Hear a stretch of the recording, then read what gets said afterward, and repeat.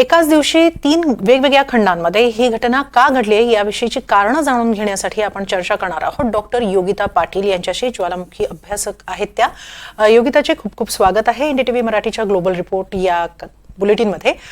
3 वेगवेगळ्या खंडांमध्ये एकाच दिवशी ज्वालामुखी सक्रिय होणं हे नॉर्मल आहे का किंवा यामागची नेमकी कारणं काय असू शकतात?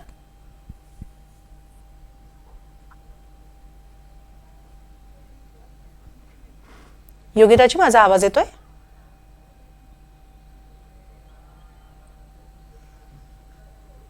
योगिताजी,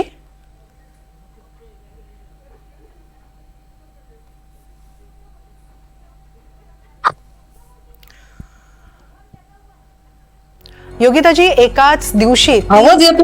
हा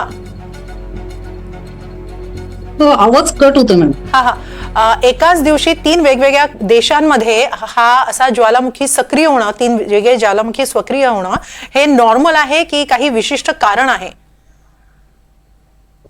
विशिष्ट कारण असं म्हणता येणार नाही, कारण आपलं पृथ्वी जरी आपल्याला वरवर स्थिर अशी भासली तरी प्रत्यक्षात ती अस्थिर आहे आणि पृथ्वीच्या पोटात सतत घडामोडी होत असतात आणि त्याच्यामुळं वेगवेगळ्या भूगर्भातील हालचाली घडून येत असतात।